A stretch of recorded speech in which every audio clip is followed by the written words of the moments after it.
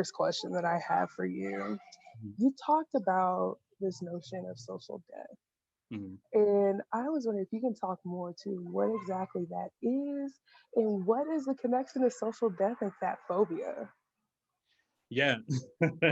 Yes. So exactly like what I was trying to like be clear about in that text is that this social death phenomenon, and of course, I think Afro pessimists talk about this in a much better way than I could. But it's this idea that especially for, well, particularly for um, Black folks or for the Black subject, that we are the Walking Dead, right? That we are living as if there is a punishment. I don't know why my laptop keeps doing that. I'm sorry, but that it like that there is a punishment for existing, right? As Black, and in particular with regards to the fat or fat Black subjects. Um, what I'm trying to get at in this book is that there is no way to separate fatness from the Black subject, right? Because Mhm. for fatness to have, or to rather for anti-fatness to become a coherent ideology, um, Blackness first has to exist, right? And so, and because of that, the two of them introduce, or rather the two of them produce each other, right? They produce each other um, at the same length. And so, Mhm. so if you are existing as a Black person, you are in so many ways connected to fatness because you are Black. um, Mhm. and and that does not mean that everyone's engaged as a fat person, to be clear. But what it does mean is that there is no way to separate anti-Blackness from anti-fatness, and therefore you are also harmed by anti-fatness, even as a thin Black person. And so when you are a Black fat, like, and you exist in this body, to exist as socially dead is to always be outside of the ramifications of what it means to live as human, capital H, right? So there's no way for you to be a person who is humanized, and therefore who has access to things like health and wellness, because your body locates you outside of this exact category always and already. And that is like what I really mean with this notion of social death and how it interacts with physical death. Because when you live as socially dead, you are living always without resources, which puts you closer in Mhm. proximity to physical death, right? So for the Black fat, if you are a person who is engaged, therefore, by a medical industry who doesn't value your body, you are misdiagnosed more often, you're ignored more often, your illnesses are blamed on your fatness, and therefore you are pushed closer to death than folks who are thinner, who are whiter, right? Because Mhm. there is this removal of this assignment of humanity from your being, and so that's Mhm. how the two kind of work together and work in tandem. I hope that makes sense. Yes, no, that was an amazing answer. I studied the concept of social death, and so to make those connections and thinking of that is right up my alley. Uh, I got a lot of questions. Jay, you got some? I could do this all Yeah, day. I'm here. yeah, and we definitely. I see one of the questions in the chat. One of the things that I was wondering about is kind of to the last point that you were making about engaging within the healthcare system, and just like your thoughts about how do you advocate and engage within that system, to kind of advocate for yourself in some ways. Yeah. So my friends will tell you that I'm a bad bitch. Um, so Yes. so I very much am like existing in space, or whenever I'm having to be in like um in an ER or doctor's office. I have, because of what my life experience has been, I have learned how to advocate for myself very well in a way that does not allow for doctors to mistreat me. And of course, they find ways to still do so, but I don't allow for that to be like a form of like verbal abuse between them and myself. Um, and I think that a lot of fat Black folks will tell you that, right? That we've had to overwhelmingly find like a voice, or um, like the courage to be combative towards authority figures, right? Because people with authority don't always have the best interests for you in mind. Mhm. And that's especially true when you're fat and Black. So you show up in these doctor's offices or at the ER and you're telling them, no, I know what I'm feeling in my body. it's not my weight, right? I've been fat all my life and I've not had this pain, so I know it's not my weight that's causing this problem, right? But I think that the better answer for this is directed at thin folks, and I think thin folks have a specific have a specific responsibility to show up in those type of spaces for on behalf of their fat friends or fat family, right? I've been to the ER a lot of times in the last few years here in Atlanta, and every time I went where I was feeling especially sick, I had one of my friends with me, and one of them so happened to be thin in the space, and they always found ways to advocate for me in ways that forced the doctor to sort of prioritize my wellness as best as one can be prioritized in that space as a fat Black person, in ways that I know would not have happened if I was there by myself and could not advocate for myself, right? And so I think that like this requires for there to be some sort of like commitment not only to knowing what anti-fatness is or knowing how it shows up in the medical industry, but being overly committed to act on what that knowledge gives you to make sure that that doctors are working within the confines of your own knowledge, not theirs. Because if they work within the confines of their own knowledge, they will always interact with us with anti-fatness first in mind, and will never prioritize our bodies because of how we show up in this space. And so yeah, I think like it's about being vocal. It's about being very verbal. It's about speaking with authority. It's about knowing exactly what you're talking about and letting them know you know what you're talking about. But also, even if you have no idea of what's going on in your body, but you know that you're feeling pain, it's about being able to name that, like, again, with authority, that you know that you're feeling pain and you know that it has nothing to do with your fatness. But also, even if it does, there has to be another answer besides just lose weight or just exercise and diet, right? Like there has to be another answer as to why I'm feeling this pain in my body, and honoring that in that space and not gaslighting your own self to dismiss that, but believing what you feel in your body and making them believe what you feel in your body. Yes, thank you. So you mentioned in your book how rejecting these notions is part of really the abolitionist movement. Mhm. And I want to ask you, like, how is addressing the healthcare system, like you just mentioned, these various barriers that you have to advocate against, how is addressing the healthcare system part of the abolition movement? But also, what is the role of centering specifically Black fat queer bodies in the movement as well? Yes. So I think that the role of, or how the abolitionist movement interacts with, with the medical industry is so much about the medical industry is carceral, right? And when I say medical industry, I mean overall, like health and wellness, right? So not just your physical self, but also your mental self, and in some cases a lot of institutionalized spiritual spaces as well. Mm, Um, and so what it looks like or how they interact, right, is if I go into an ER right now, right, and tell them, I'm feeling rather depressed, and I don't know that I'm going to make it through the night or something like that, right? Their initial response is then to send me to the psych ward of the hospital and be patted down by a police officer, sit in a room with no windows, right? And be engaged by doctors who have no understanding of what a fat body is or what queerness is or how you're showing up as a trans person, right, in that space. um, mhm, and so you spend time then having to explain those things to this doctor who is supposed to be taking care of you because you're not mentally well.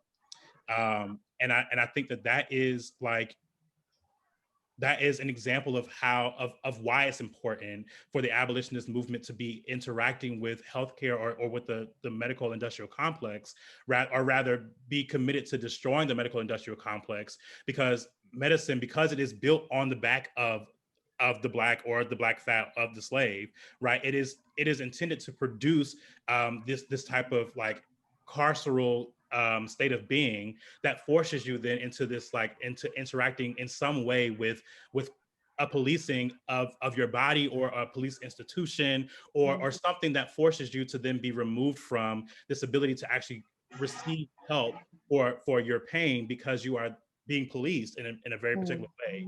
Mhm. And so it matters that the abolitionists understand that, especially for fat Black folks, fat Black queer folks, that when we show up in these spaces with doctors and with dietitians and nutritionists and all of these like folks, right? Their commitment first and always is to destroying our fatness, right? It's not about making us well, it's about killing the fat. And that either looks like you losing weight or you literally dying because they are committed to this genocide of fatness. And as that is the case, right, that means that they are committed to this production of of this like eugenicist project, right? That forces us to believe and understand that there has to be that we can only be committed to thinness, right? As a politic and as a way of being. And when you don't exist as that, then you have to be trapped inside of this cage that forces you then to either want to lose weight, have to lose weight, or die in the process of losing weight, because that's the only way you can exist as a fat person, especially when you are also fat. And that's kind of where I get into in the book with the conversation around the purity culture and Christianity, because this idea that one has to repress themselves, abstain from things that they enjoy, stuff like that, all are like the interworkings of this of whiteness and really like this white supremacist cis heteronormative Christian dogma, right? That teaches us that we have to be committed to this sort of abstaining from things that we enjoy in order to or be forced into a closet or into a prison if we don't. And I think that that's how these two things really interact and how they are interworked. And it's important for the abolitionists to understand how that functions so that we can be clear on exactly what our work is within the medical industrial complex. Did that answer your question? Yes, it did. Beautifully. That was perfect. We have another question from Chad. So, in your passage, you mentioned a focus on the societal focus of weight loss rather than feeling good in motion. Mhm. Can you describe what feeling good in motion means and what does it feel like for you? Yes, absolutely. So one thing about it, I'm not going to a gym. That's one thing about that's one thing about it, and one thing about me. Facts. Facts. um, but what I really love, what I really love, is being in my apartment and dancing around for an hour to music that I enjoy. I love music, and everyone who knows me, who has been in my space, knows that I'm probably playing music if I'm not doing something else, and if I am doing something else, I'm probably playing music. So I will sit in my apartment, I'll dance around and be engaged in the music and things like that. And that's to me what it's like to feel good in my body, right? It's nice to be able to go to a park and walk around and sit and walk around and enjoy like what's happening outside. I'm not going to sit in a gym with sweaty people who are lifting weights, and I'm not doing that, right? So and because I know I don't want to do that, I'm not going to do that, because my reasoning would then to punish my body, because I'm being told that I have to show up in a particular way to enjoy my body in motion, and I don't have to, right? None of us have to. And for some people, the gym is enjoyable, and I think that has to be complicated, because I think we internalize things as enjoyable because of how socialization works, but that's a different conversation. But for some people, the gym is enjoyable. Have fun. I will not be there. And we have the right to make that choice, right, for ourselves, to enjoy our bodies in motion and not punish our bodies for being fat. Well, I've written about this publicly, so I don't mind sharing this. But when I was younger, so I've always been a fat kid. I've always been a fat person my entire life. And when I was younger, um, my mom, I was in and out of the hospital a lot for other health issues, and my mom, she was a very concerned mom for me, and she wanted to make sure that her child was safe and okay. And doctors told her that the only way that I would be safe and okay was if I lost weight, right? And so she would put me in these predicaments where I would have to like, where I would be wrapped in like large black trash bags and things of that nature, and like running around my neighborhood and things like that, trying to lose weight. That was not enjoyable for me, right? it was embarrassing. It was in a lot of ways abusive. It was this commitment again to thinness as a way to health, right? Mhm. Um, as the way to health, thinness as the way to health, not as a way to health. Um, and and so what I learned from that was that it's not that I hate moving, right? Because I also played baseball as a child and I loved playing baseball. I miss playing baseball. That was enjoyable for me. I appreciated running around the field and doing things of that nature. And so that like experience taught me what it looked like and what it meant to be able to enjoy your body in motion as something that is invigorating for you, that's exciting for you, that makes you want to get up the next day, that makes you want to like be happy in your body, versus something that forces you to believe that your fatness is something that must be disciplined, that must be whipped, that must be like, you know, shaken up, and that must be killed in order for you to live. Yes. No, that is beautiful. I think that's so important for us to really recontextualize again, like our bodies in motion, whatever that looks like, is Right. so important. Ooh, you speak to my heart, child. I Um, also thank you for sharing your experience and kind of providing some of that history as Yeah. well. No, thank you. Um, we have a question in the chat wondering about the narratives that attribute higher COVID morbidity rates to Black and Brown communities in terms of obesity, and how that seems to be problematic and potentially erase some of the can problematically erase some of the health disparities which could otherwise be attributed to something like systematic racism, and what your thoughts are on that. So I think I'm gonna open the chat so I can try to read the question because I just got a little lost just for a second. Um, I can read it again. please, thank you. So, wondering about the narratives now that attribute higher COVID morbidity rates in Black and Brown communities to obesity. This seems to problematically erase some of the health disparities which could otherwise be attributed to systematic racism, and is perhaps a current example of the links between anti-fatness and anti-Blackness. Yes, I love that question, and I actually did a talk yesterday on this exact thing. Um, what we're witnessing right now, and what so many folks who call themselves fat activists, fat scholars, people in the fat politics space, whatever you want to call yourself, what so many of us are like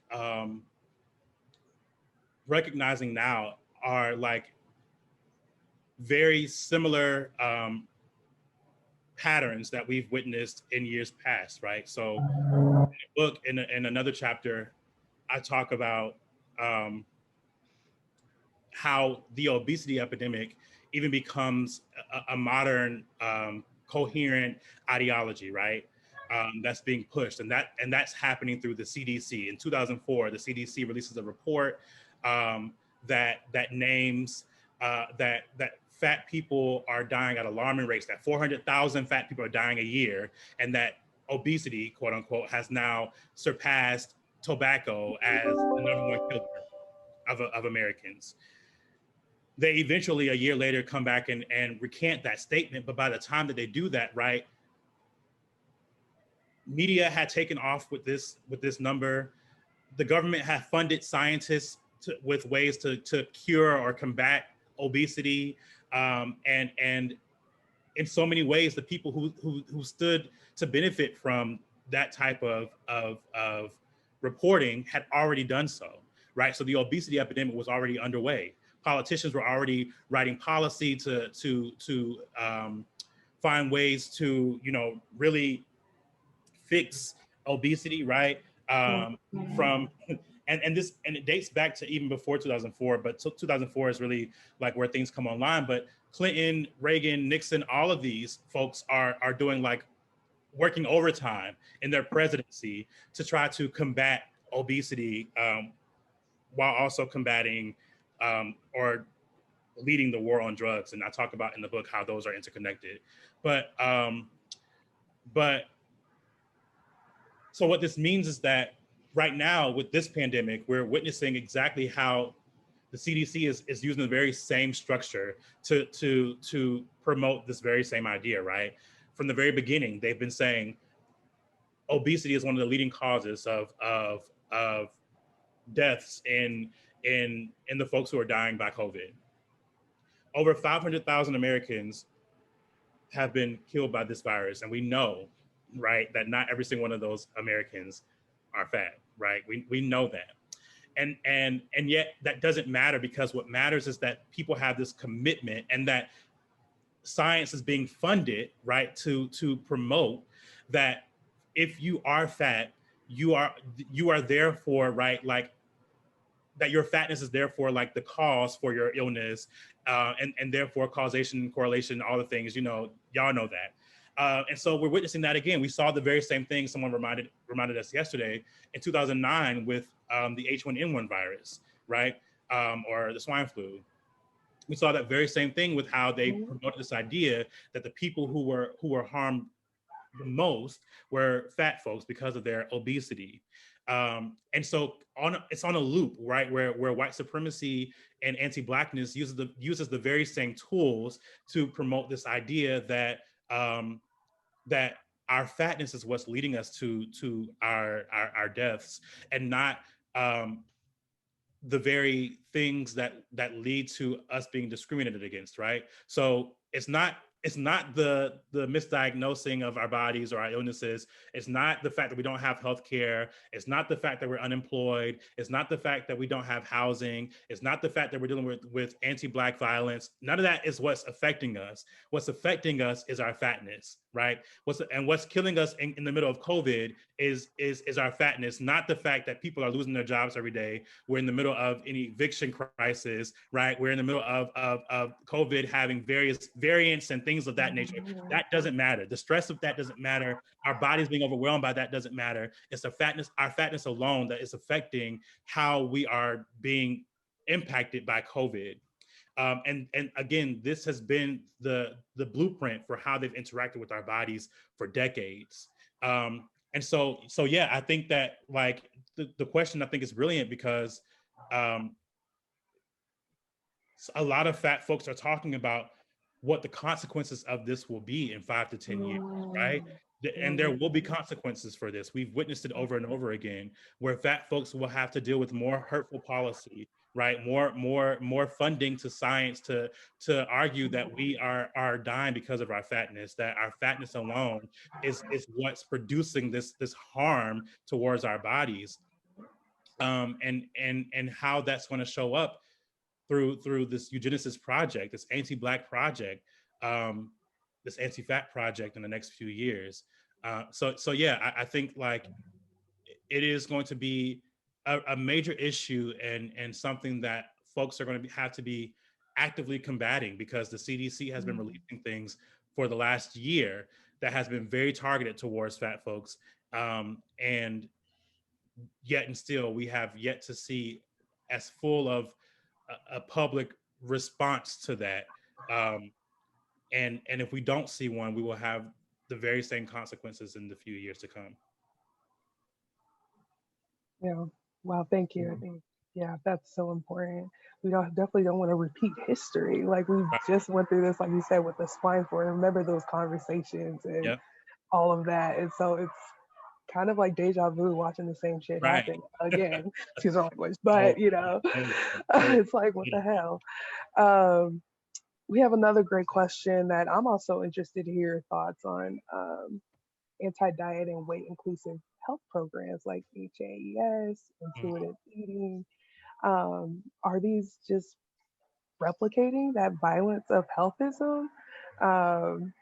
And its basis is rooted in anti-Blackness, and why is it why are people gravitating more towards that? And how are they using that to separate themselves from the issue? I think this is a great question. I think that my answer is going to get me in trouble, and that's okay with me.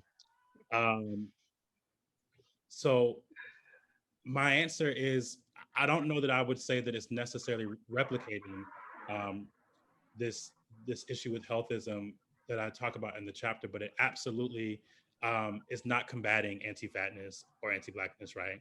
And I think that so many of us have gravitated towards health at every size because we want folks to have the space to be able um, see nutritionists and doctors and specialists without having to deal with anti-fat violence. But as I did detail in the chapter, health is already and always anti-fat violence, right? The very idea of it is predicated on anti-blackness, and so because of that, there is no way for me to be a healthy person at any size, but especially as a fat person, right? And so, yeah, I think that when to me, Haze or health at every size sort of feels like a reformist project, right?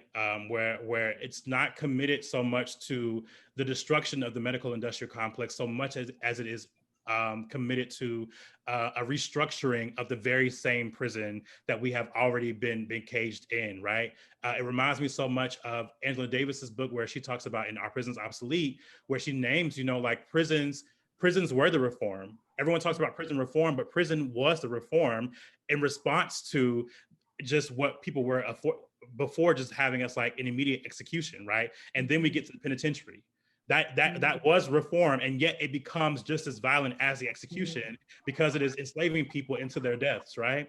And so much of Haze reminds me of that exact same thing, where it feels less like something that's actually leading us to a destruction of the medical industry, and more like a reformist project that will only keep us caged in the industry. And so I know that's not an answer that people like to hear, but it is the truth of the matter, because the only way we are able to free ourselves from this harm is to destroy it, not to recreate it. So yeah. Yes, thank you. Ooh, yes, love it. Another amazing question that I was thinking of too. What are your thoughts around colorism and the politics of hue as they intersect with the enterprise of anti-fatness as anti-blackness? Yes. Yeah, This is right. I had to come sit on. back. This is a really great question, and it's funny because my friends and I, we have been like going over like this kind of general idea for weeks now around this, like the interconnectedness of colorism and anti-fatness. Um, and so, like, plainly stating, of course, right, darker skin fat Black folks, we're the ones who are experiencing like a very different type of or a different iteration of anti-fatness, right? And the ways that it shows up through anti-Blackness in a way that light skin fat Black folks absolutely are still experiencing, but not in the same way, right? I think that we have to work through the violence of anti-fatness as a coherent ideology, because it produces, like, I think people underestimate the violence of anti-fatness, is what I'm going to say there, and how it kind of warps people's perception of race, class, gender, and color, right? Um, it forces us into this kind of like this sort of like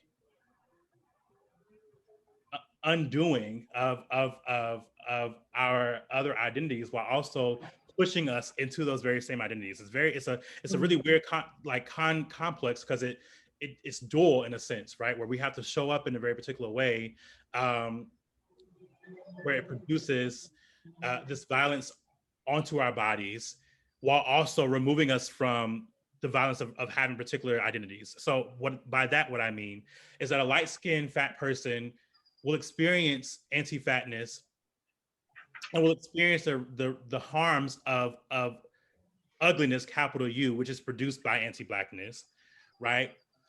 But a dark-skinned fat Black person obviously will have a very different and a much more harmful experience than this light-skinned person, irrespective of what their other identities are. But it matters that if you are being read as or interacted with as a person who has a marginalized identity, but you're also being removed from that identity, right? Like if you're a fat, black, dark-skinned woman, you are being engaged with someone who does not have access to womanhood because of your dark skin and your fatness, while also having to embody this womanhood, right? In a way that this light-skinned person does not have to necessarily combat, because they are allowed to be positioned inside of this identity in a way that you are not, right? And so it's like the way that these identities are are always working in tandem and working against each other and pulling and pushing and pulling between each other is like a very like weird phenomena, because it forces you to have to understand the ways that structural violence interacts with the interpersonal, and how interpersonal violence does not always like name directly what structural violence is or what it looks like. And that doesn't diminish one form of violence over the other, but it does contextualize how violence is showing up and what that violence means or what it looks like with regards to the structure of a thing versus just the individual understanding. No, thank you for saying that.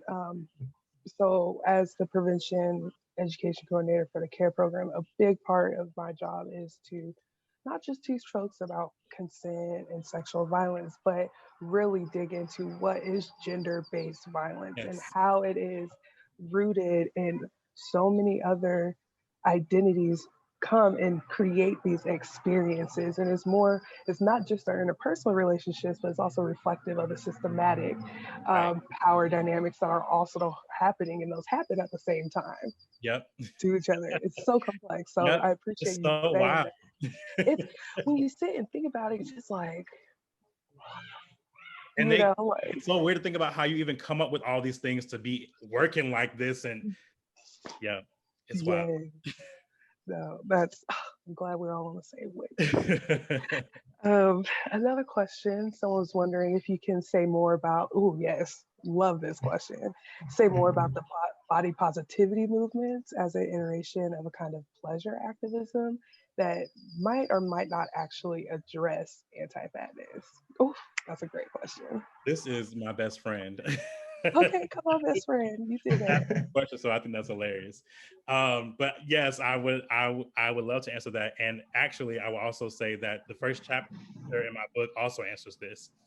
Um, so yeah, I'm not body positive. I think that the body positive movement is actually harmful, and in so many ways violent, because it creates this idea that the solution to anti-fat violence, both interpersonal and structural, is through love of oneself, right?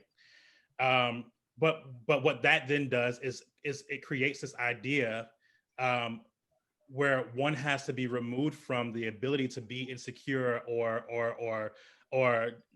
like not confident in who they are, in order for, even though we know that structural violence can produce like insecurity and can produce lack of confidence, right? We know that that's what happens when you're being told every single day that your body is undesirable, that your body will kill you, that you show up as this beast, as this animal, as this person who is existing in this animalistic way of being, right? As this abjection. And so I think like what becomes harmful about body positivity is that it dichotomizes fatness, wherein it says that there is a good fat and a bad fat, right? The good fat is the person who is allowed to love their body only insofar as their love for their body is their commitment to killing their fatness, right? So you're a good fat when you are a Lizzo, when you can dance around the stage for hours, when you love exercise, and when you love healthy eating, when you are a person who is committed to, and I don't think this part is about Lizzo, but when you are committed to losing weight, right? So that your love for your body is conditional, and the condition is that you are committed to loving it only until it is no longer there, right? Only until you are now in this embodiment of thinness. Whereas when you are a bad fat, right, when your commitment is to eating the bad foods, not exercising, not committed to losing weight, right? You are then positioned as someone who does not have the moral authority to love your body, right? Because you have positioned yourself in opposition to health, right? This is how the first chapter and the third chapter kind of intertwine, is that when you are a bad fat, you have allowed yourself to become this person who says pleasure then is on, it's pleasure is predicated on my willingness to commit to anti-fat violence, right? I, I can only take pleasure in my body if I am committed to anti-fatness and what and therefore the destruction of my weight, the killing of my fatness. I cannot engage in, I cannot be pleasured or take pleasure in my body if I am then a bad fat, right? I cannot have pleasure in my body if I'm someone who believes that I deserve to show up in this body as it is, and I don't have to change it or how I interact with my body, because love then is conditional. It's conditional on your willingness to commit to anti-Blackness, right? You have to be committed to anti-Blackness to be body positive. And in so many ways, body positivity is this benevolent anti-fatness that tells you that, you know, everyone has a right to their body, but your body must always be positioned in thinness, right? So you have a right to your body, but only if that body, if your understanding of your body is that it must show up as thin first, or that it must show up as thin at some point, right? You cannot be someone who takes pride in your body if your body is going to always be fat. And if you are going to always be fat, you must then be committed to showing that you are also healthy, right? You must be committed that you must be committed to showing that every day you eat fruits and berries and broccoli and Brussels sprouts, and you never have a soda, and you never have a fruit juice, and you never eat cake. You know, like you are fat, but you are only fat because you're only fat, and you're only allowed to remain fat because everything else about the way you show up in the world positions you in proximity to thinness, right? And thinness, again, thinness is the way to health. It is not, there is no other way to health, right? So if you are a person who is fat, but everything else about you is exudes this thin politic, which is a politic committed to deprivation, a politic committed to the undoing of unhealthy eating and bad health, right? Or yeah, bad health. If you are that fat person, then you can claim, you know, that you are a part of this thin politic. But as long as you are a fat person who doesn't give a damn about how you show up in the world, and who shows up as a person who takes pleasure in what you eat, who takes pleasure in how you and how you show up, who desires to be fat, right? Who desires to eat what you enjoy, who doesn't have cheat days, who doesn't have guilty pleasures, but who pleasures himself on the things that they enjoy, and does not pleasure themselves and does not engage in the things that they don't enjoy, then you become a bad fat, right? You become the person who exists in opposition to the body positive movement, because the body positive movement has always worked in opposition to fat liberation, right? Has always worked in opposition to fat acceptance. I like to complicate acceptance and liberation too, because I'm not so much committed to those words, but that's a different conversation. But body positivity really does position you as someone who has to then be removed from, or who cannot take, who must be committed to aligning oneself with a thin politic. And so it doesn't actually address anti-fat, um, like anti-fatness as a structure, right? As a way of being, as an ontological way of being, because it offers this idea that fatness is bad, right? And that you can love it, but it must be conditional. That the love of your body, the love of fatness must first be, or rather must be superseded by your commitment to thinness. So I think that's my answer to that question is, you know, like there is something really violent about the body positive movement. And it has been accepted as something that will free us, but it won't, it can't.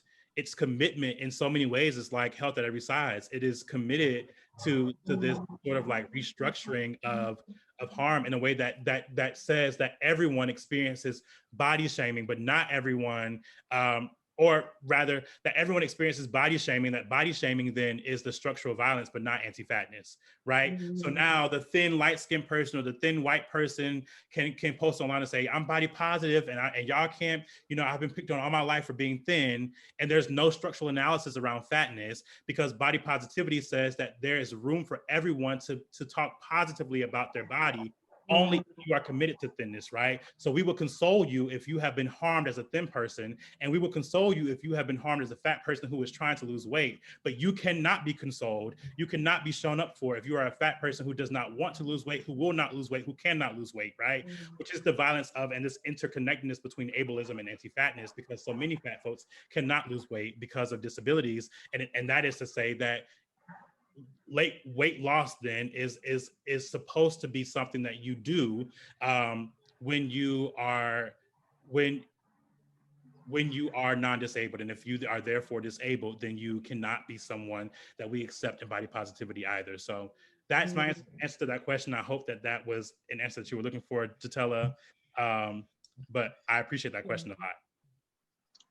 Yes, thank you so much for that answer and that question. Thank you, Jatella. Appreciate that. That was something that I'm always on Twitter, so that's something that's always on my TL, and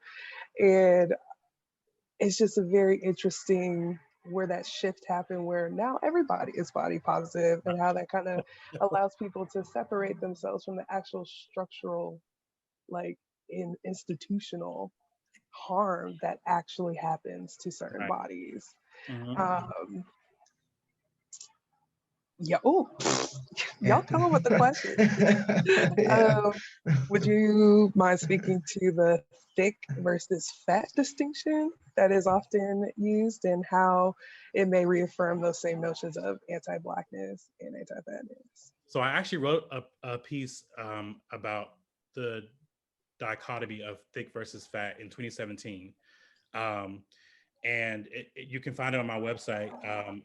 The title of it is, I can't remember. My friend, one of my friends, can y'all drop it in the chat? But I wrote that piece, and it was important for me because at the time, this was at a time where, yep, there it is. Thank you, Christelle. This was at a time where, Rihanna had gained a little bit of weight and was being celebrated for gaining weight. This was right around the time that it was announced that Winston Duke would play in Black Panther, and his thighs were being heavily celebrated, and so maybe it was 2018, I don't remember, but Nicki Minaj had also gained a little bit of weight. Like, there was a lot of conversation happening online, and so much about this conversation, or so much about online, became overwhelmed with thick, right? And I was like, this is not, like, something here ain't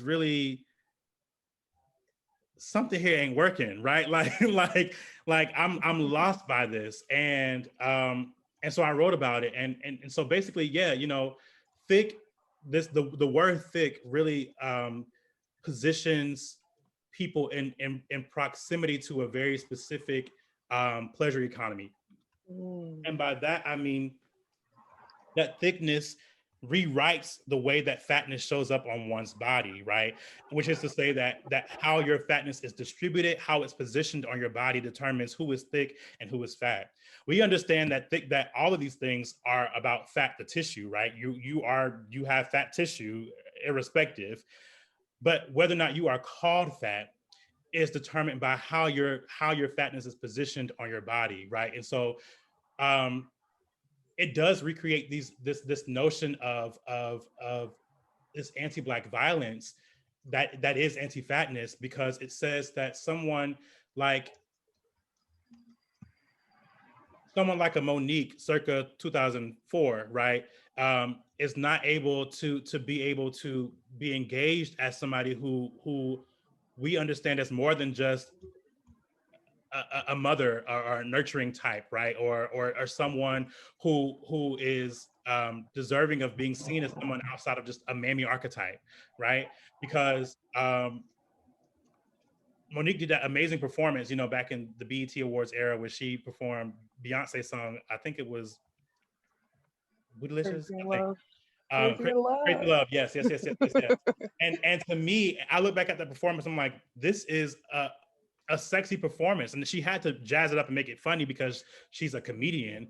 But there was a particular way that she was engaged in a way that she's not engaged now. Right now, you find so many viral tweets about Monique and her body and how she looks. Like, oh, she looks so good, blah blah blah. And Monique has lost weight, and her fatness now is positioned in a way that makes her this thick Black woman and not this fat Black woman who we can only call fat and not thick, right?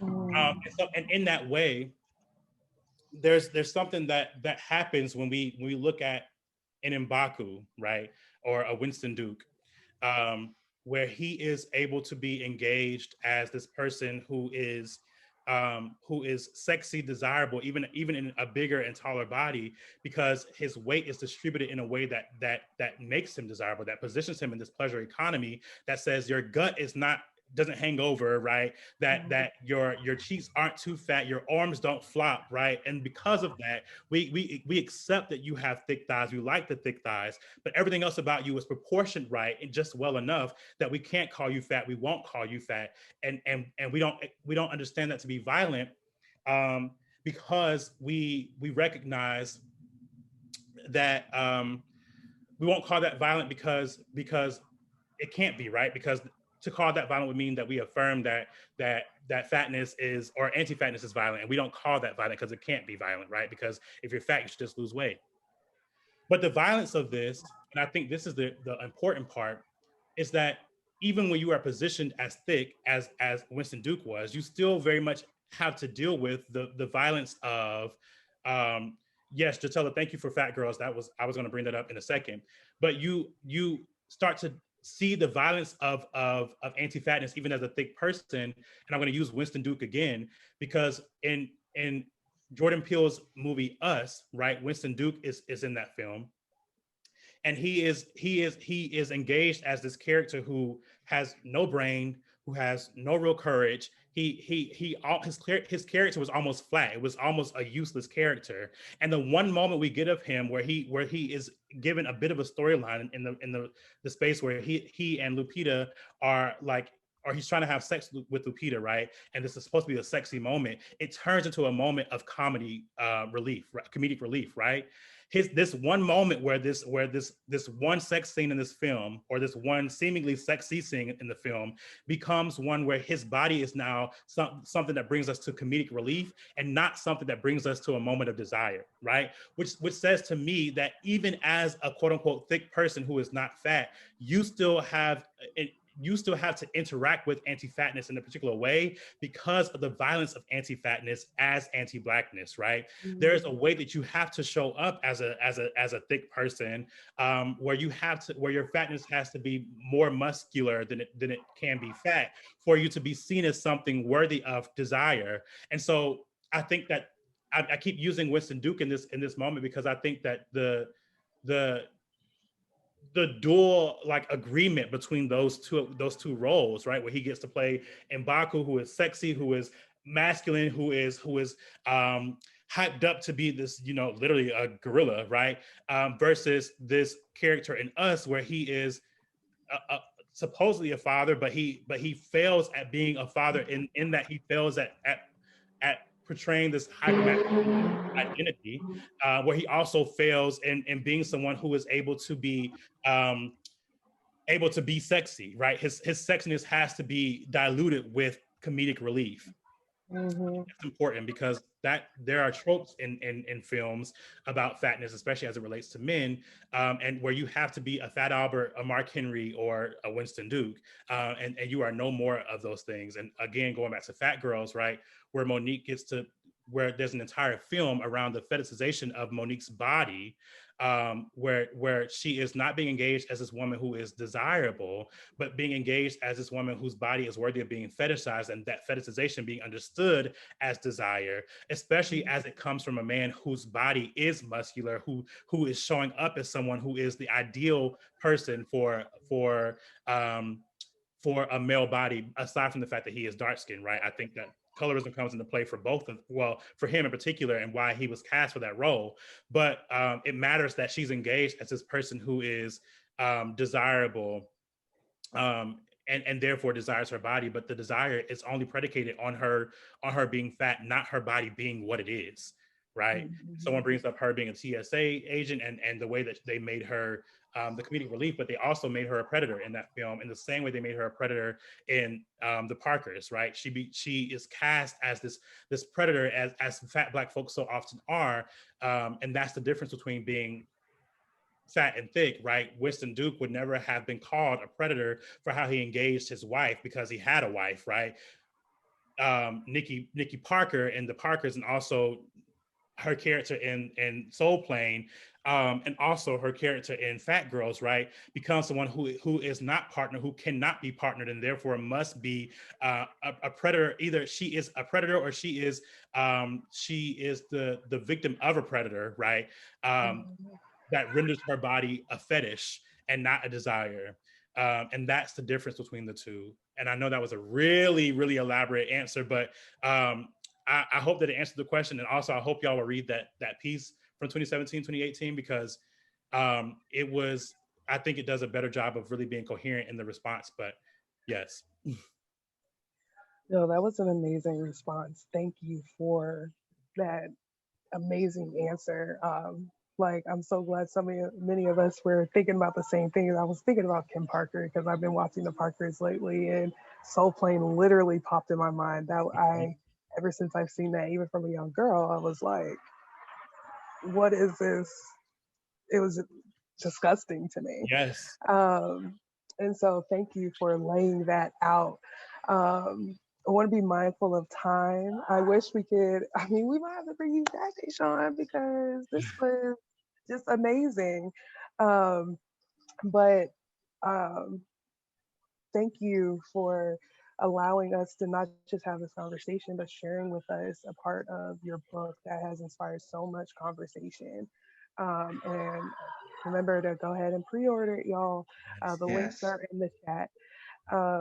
Before everyone gets off, if you could, we have a evaluation form. If you will take a couple minutes, let us know how we do so we can keep getting funding to do this, as well as check out some of the other workshops, resources, series, art shows that are happening in the series throughout this month.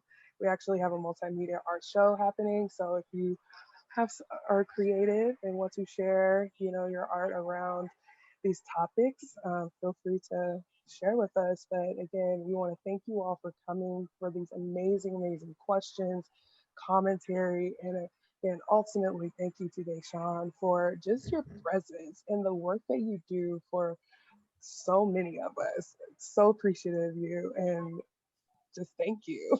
No, I'm honored. I'm really grateful to have been able to share this space with y'all, and just honored to have this work taken seriously. And also, I don't take it lightly, the trust that it takes to be able to have someone speak to these things, for like with and for you and for others. So that matters to me, that level of trust and honor that has been bestowed onto me. And so I'm grateful to just be in the space with y'all and having this conversation. So thank you.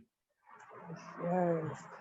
I mean, to many more. Again, thank you all for making this such a inviting and communal space for this to happen. And I hope you all have a great rest of your evening. I know it's probably late where you are on the East Coast. So I know you're probably trying to wind down. My bedtime is at 8 o'clock. So yeah. But if you have any other questions, feel free to email me, Jay, or even Deshaun. Someone put your website on there. If you have any more of your amazing questions, feel free to send them to him, or them. I apologize. But again, thank you for everything that you do for the movements. I see the work you do, and I see the work you do. So again, I know it's hard to take it, but thank you. It means a lot. Thank you. All right, and that is it. Thank you, everyone. Have a beautiful one. Everyone.